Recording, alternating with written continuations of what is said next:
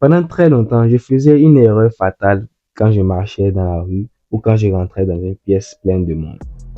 À chaque fois que je me sentais mal à l'aise ou jugé par le regard des autres, je sortais mon téléphone, je faisais semblant de chercher mes messages pour m'efforcer de paraître occupé. C'était mon bouclier. Et en observant les gens autour de moi, j'ai capté qu'on faisait presque tout ça. On s'agite, on baisse la tête ou alors au contraire, on parle trop fort pour masquer notre anxiété sociale. Le problème, c'est qu'avant même que tu n'aies ouvert ta bouche, ton corps a déjà parlé pour toi. Il a déjà dit si tu subis la situation ou si tu la contrôles. Aujourd'hui, voici la troisième règle fondamentale que j'applique dans ma vie pour bâtir Sino Bendo. Quand tu es dans la foule, quand tu es en public, maîtrise ton attitude. Ne fuis jamais le regard de la réalité. La première impression se fait en moins de 3 secondes, les frères. C'est de la pure psychologie humaine. Les gens captent tout de suite si tu te sens à ta place ou si tu t'excuses d'exister. Même si tu traverses une période sombre, même si tu doutes à l'intérieur, ton corps ne doit jamais trahir ta vision. C'est une discipline qui s'apprend. Garde le dos droit, redresse tes épaules, garde un regard fixe et horizontal.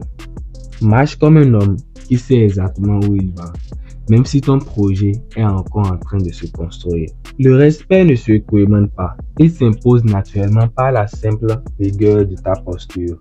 Quand tu entres quelque part, impose une présence calme, pas une agitation. Revenons sur cette histoire du téléphone.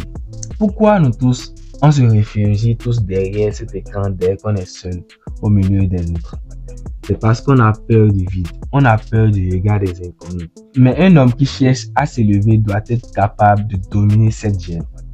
La prochaine fois que tu es dans le transport ou dans une file d'attente, laisse ton téléphone dans ta poche. Sois à l'aise avec le fait de regarder autour de toi. Regarde les gens dans les yeux avec bienveillance et assurance, sans baisser le regard en premier. Celui qui fuit le regard montre qu'il est soumis à l'environnement. Et celui qui soutient le regard montre qu'il est en paix avec lui-même et avec l'espace.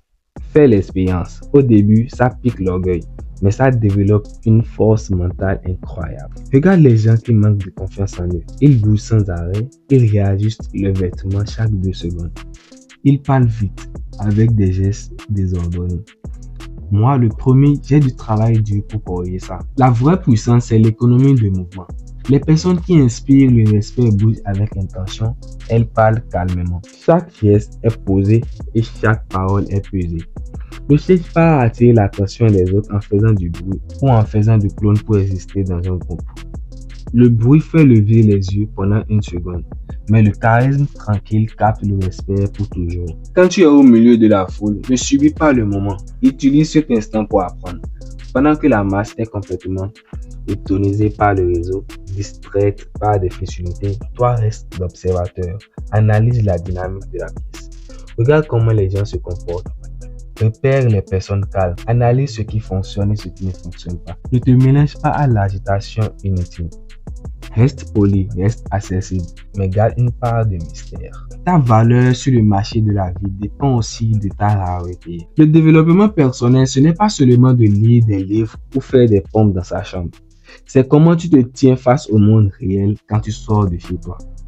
La prochaine fois que tu te retrouves au milieu des gens ou au milieu de la foule et que tu sens l'envie de te cacher ou de sortir ton téléphone, redresse-toi et respire. Rappelle-toi de cette règle. Est-ce que ton langage corporel actuel montre un homme qui subit le monde ou un homme prêt à l'affronter? Ton corps est le reflet de ton combat intérieur. Rends-le fier.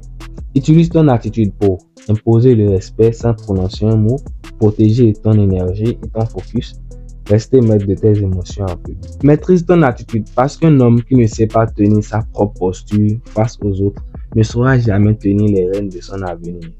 C'était Sino Bendo. On avance ensemble. Appliquez les règles à l'épisode 4. Merci.